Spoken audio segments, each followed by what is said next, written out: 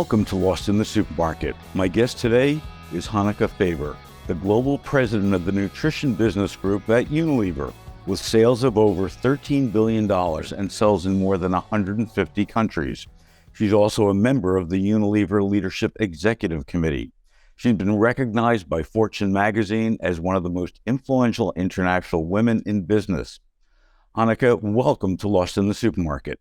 Thank you so much, Phil. Delighted to be here. Talk to us a little bit about the evolving balance that you've seen between retail and the purchase of foods for home preparation, delivery, eating out, and how Unilever has adapted with these changes that we've seen over the past 2 or 3 years during the pandemic. Yeah, great question. So I think the great news overall is that the food market is in good shape around the world. So it's growing robustly, and we think it will continue to grow robustly for many years to come, driven fundamentally by population growth. And then within that, now post a pandemic, we think eating out is going to grow ahead of eating in. Eating in, obviously eating at home, saw a nice boost from COVID when we all, relearned how to cook at home. But the demographics are just in favor of away from home eating. Around the world, there's urbanization. People are moving to cities. About 55% of people lived in cities in 2020. That's projected to go up to about 70% by 2050. And when you're in a city, you just have more access to eating out. People are entering the middle class. More women are working. All those people are traveling more. There's more tourism, and all those things drive eating out and eating in restaurants. So while we think the whole food market will grow probably about 4 to 5% a year, the food service market will grow a little faster, probably 7 or 8% a year. But both are very exciting numbers. So through your lens, one of the biggest problems that we have, at least here in the U.S., it might be different globally from where you sit, but labor. When we look at a lot of food service operations, they are struggling to hire people. So with this anticipated growth, what comes next? Are we going to have these, robots and AI taking over our food service operations?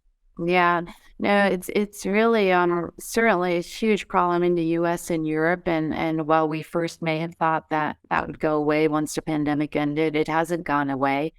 And even beyond the U.S. and Europe, labor is a big issue. I think we'll have to innovate for great service in food service, and that could be innovate in, with robots. We're seeing more and more of that, but also in the products that chefs use. So our Unilever Food Solutions business is really about solutions for those chefs who don't have a, huge brigade back in the kitchen because they just can't find the people. And I love some of the Knorr products that our Unilever Food Solutions business has recently come out with. There's artisanal potato flakes that make a wonderful mashed potato. Usually when you have to make mashed potatoes in the back, it takes about 30 minutes, and it takes someone who knows what they're doing. These Knorr mashed potatoes take 3 minutes. Anyone can do it, and you get a delicious and consistent quality. We have a similar solution for hollandaise sauce, a similar solution for demi-glace, and these are really important solutions because people are struggling to find labor, as you say.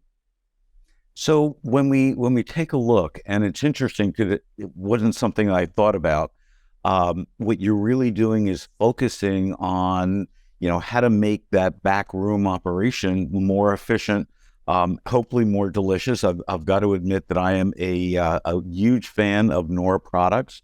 I buy them, I consume them, I love them. So what we're going to see is a lot more innovation from your end to help these food service operations. Absolutely, and thank you for your fandom of Knorr.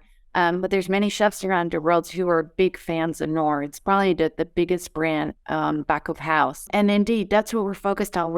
We employ more than 200 chefs ourselves. They're in touch with thousands of chefs around the world every day.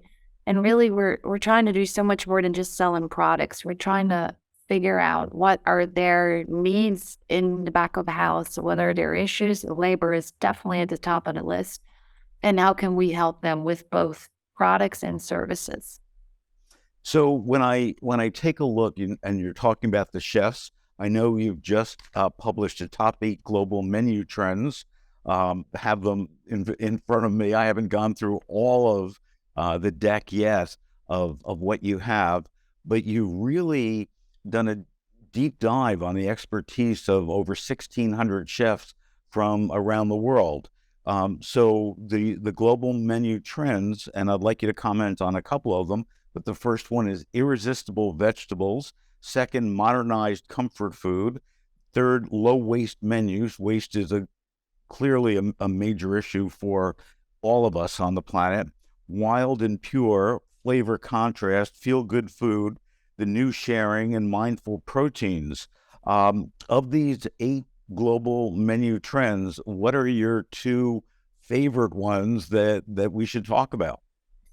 Oh, it's hard to pick. But I think irresistible veg is huge. Low waste menus is super important.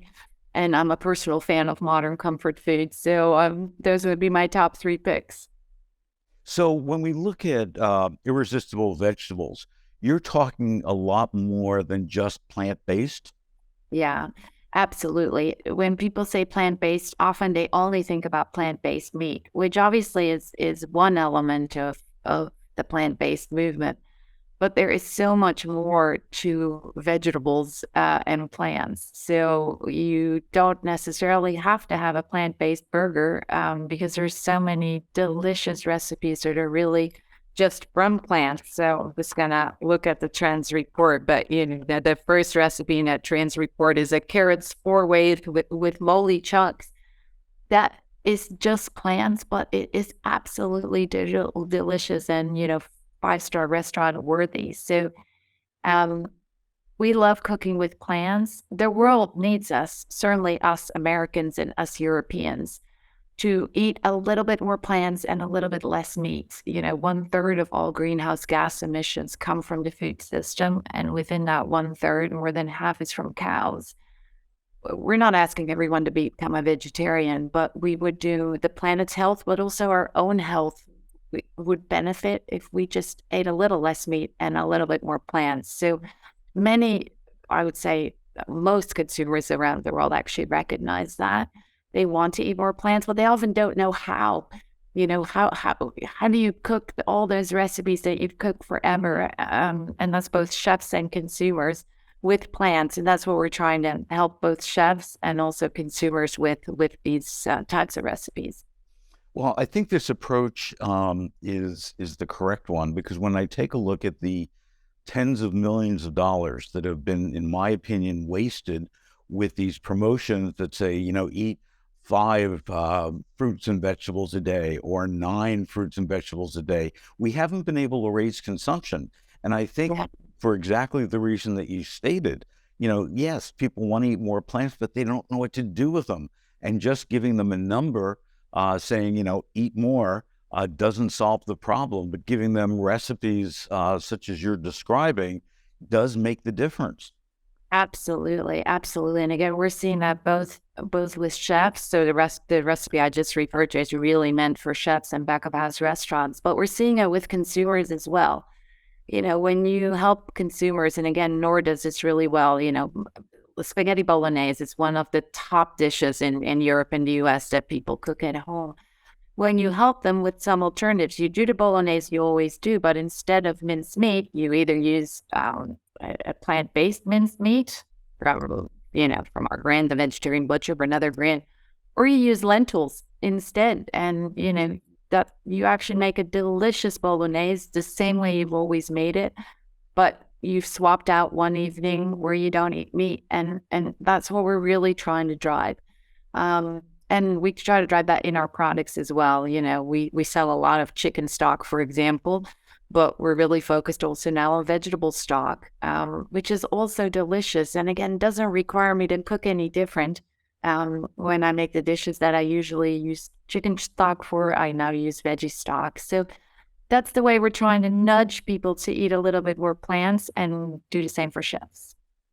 So we've got a problem with plants, though, at least here in California, because it's been raining since, the middle of December. It continues to have bad weather in a lot of the crops, especially when we look at leafy greens or other crops that come from California exclusively, like almonds, are being destroyed by the weather. Wow. So from a global standpoint, how will Unilever and all the brands that you've got deal with the potential shortages that we have because of climate change? Yeah, so I'm so happy you asked the question because I think this is one of the biggest challenges that big food companies have to address right now. The outlook because of climate change for many key crops is not good. National Geographic just came out with some numbers that say by 2050 we'll have 23% fewer soybeans, 3% less wheat, and much less of a whole bunch of other crops because of floods and droughts caused by climate change. Now, what does that mean for us at Unilever? We really believe it means we have to farm our ingredients differently. We call that regenerative agriculture or regenerative farming. And it's really going back to the way our grandparents farmed. It's crop rotation. It's cover cropping, not leaving your land uncovered. It's not plowing, so no-till farming. It's using fewer fertilizers. When you do that, your soil is healthier on your farm. And when there is a flood or a drought, your crops are more resilient. We're seeing it work. We're working with 10% of all soybean farmers in Iowa. We've been working with them for 5 years on these regenerative practices. And we're seeing that the crops of the farmers who are using these practices are more resilient. We're seeing the same on tomatoes in Spain. We're seeing the same on rice in Arkansas and in Italy. We have a €1 billion climate and nature fund at Unilever, of which we'll spend a whole bunch on supporting farmers in the transition to regenerative agriculture. Because, again, I'm so glad you asked, because this is one of the biggest challenges and honestly a threat to food security for the years ahead. It is, and if we take a look here in the U.S., probably the biggest impact that we've seen is the price of eggs. Now, I know in a lot of products like Hellmann's, eggs are a major ingredient, and with bird flu, which continues to be a problem. The price of eggs are $7 a dozen. And for the 30 plus million people who are on food assistance programs, they can't afford eggs, which is their primary source of protein. So, I applaud what you're doing in helping the farmers and in trying to make our farming, whether it's animal farming, poultry, or plant, much more efficient, and working with these farmers because, frankly, they need the help. They need the technology that a company like Unilever can help them with. Yeah, absolutely. And, your point on eggs is very well taken. At our Hellman's plant in Chicago, we use 1 million eggs a day. So Wow. very well aware of what's happening in eggs. And I spent time actually last week with the farmers of Roseacre Farms, which is the second biggest egg supplier in the United States. They have zillions of chickens, and it's a huge concern. And it brings up some interesting discussions because we're very committed to cage-free eggs. So Hellmann's only uses cage-free eggs, but with the bird flu, actually having your birds in cages may be better because they're less susceptible to bird flu. So it really brings up some interesting dilemmas that we'll have to solve together as a whole value chain in food. But if anything, it's a very interesting time to work in food. It is, there's no question. So Well, if we pull back and you look in your crystal ball, what are some of the macroeconomic trends that are shaping and impacting the global food service industry as well as retail? yeah. So I think the big trends you will know, right? People want to eat healthier. People are more conscious about what they eat, so they do think of the environment, although they don't always want to pay more for that. People still want to indulge every once in a while, and we need to help them indulge. And finally, of course, it's everything digital. So the way we order, we eat is so different from even 3-4 years ago. So I'd say those are the big mega trends. Those are all great because they're good for the market. They will grow the market. I think at the same time, what we have to keep in mind in food is that there's some huge challenges in the food system, and you touched on some of them, but a third of all greenhouse gases in the world come from the food system. We throw away a third of all the food that is produced in the world, which is an absolute crime. And then we still have 1 billion people who are hungry and 2 billion people who are overweight or obese. So as a big foods manufacturer, we really have a responsibility to act on the trends and to grow our business, but also to be part of the solution. And that's why we have these commitments in plant-based eating, which helps on greenhouse gases, in reducing waste, and in regenerative agriculture, all really, really important. Well, my homework over the weekend is going to be to read thoroughly the top 8 global menu trends that you've got. And I applaud what you're doing, and I thank you for joining us today on Lost in the Supermarket. Well, thank you so much, Phil. This was really insightful and fun.